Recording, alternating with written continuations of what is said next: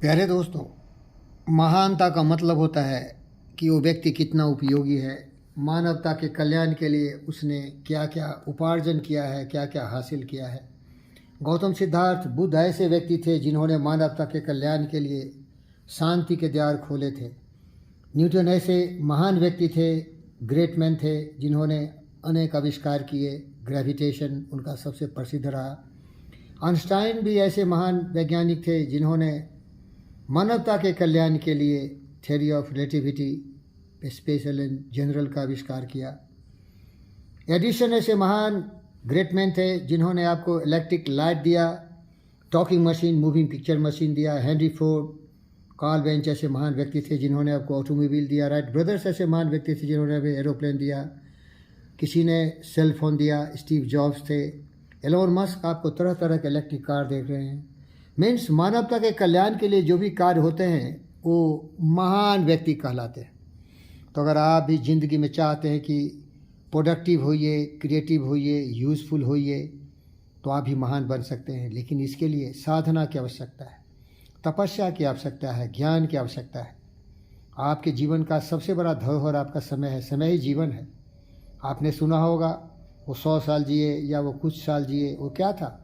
Second second को जोड़ के मिनट बना, मिनट मिनट मिल के घंटे बने, घंटे से दिन बने, और 365 दिन बने से वर्ष हुए, और यही वर्ष गुजरते चले गए। मनुष्य मरता चला गया। लेकिन वो मनुष्य अमर हो गया, कभी मरा ही नहीं, क्योंकि उसकी जीवात्मा उसके कर्मों में अभी भी सूर्य की तरह चमक रही है, बुद्ध की तरह दमक रही है, विवेकानंद की तरह प्रेरणा का स्रोत बन के हमें अभी भी चमत्कारिक बुद्धि का प्रसार कर रहे हैं। रविन्द्रनाथ टैगोर की तरह हमेशा अभी भी कहते हैं, Where the mind is without fear and hate is held high. Where the mind is without fear and hate is held high. प्यारे दोस्तों, आपका भी ये बपौती अधिकार है कि जो आपके जनरेशन टू जनरेशन मानव ने इतने महान कार्य किए, आप भी इस कार्य को संपन्न कर सकते हैं।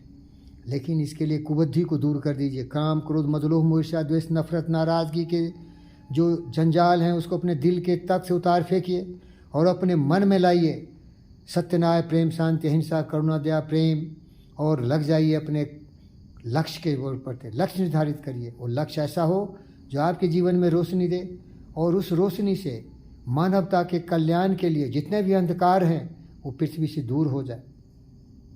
यही जिंदगी का उद्देश्य है। अब मैं आपको मैथिली शरण गुप्त की ये जो प्रेरणादायिनी मनुष्यता कविता है उसकी कुछ पंक्तियाँ सुनाता हूँ। विचारो लो कि मृत्यु हो, न मृत्यु से डरो कभी, मरो परंतु यो मरो कि याद जो करे सभी।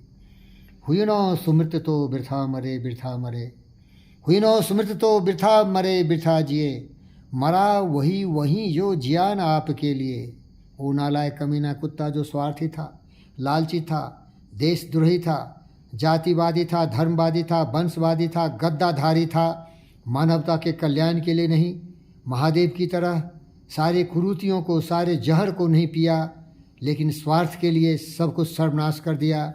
वो राहु केतु जैसे लोग हमारे हिंदुस्तान में अनेक हैं। इसीलिए प्यारे दोस्तों, अगर आप सचमुच महान बनना चाहते हैं तो स्वार्थ की तिलांजलि दें, कर्मवीर पुरुषोत्तम बने, दूसरों के बारे में हमेशा सोचें। वही जीते हैं जो दूसरों के लिए जीते हैं। आँखों में भरते हैं सूरज, धूप को पीते हैं, है आग जिनकी दिलों में, वो जिंदगी में जीते हैं, वही मानवता के लिए सर्वोत्तम कार्य करते हैं। फिर से सुनिए। विचार लो कि मृत्यु हो, न मृत्यु से डरो कभी, मरो परंतु यो मरो कि याद जो करे सभी। हुए न सुमृत तो वृथा मरे, वृथा जिए। मरा वही वही जो जिया न आपके लिए। यही पशु प्रवृत्ति है कि आप ही चरे, वही मनुष्य है जो मनुष्य के लिए मरे। उसी उदार की कथा सरस्वती बखानती, उसी उदार की कथा सरस्वती बखानती।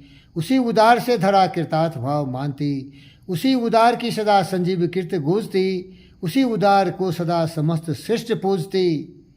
अखंड आत्म भाव जो असीम विश्व में भरे, वही मनुष्य है जो मनुष्य के लिए मरे। सहानुभूति चाहिए, महान विभूति है यही।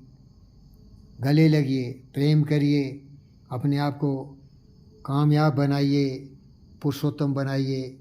यही आपके जीवन का उद्देश्य होना चाहिए। समय के साथ चलिए, न कभी रखिए रुकिए, न कभी थकिए, न कभी मुड़िए।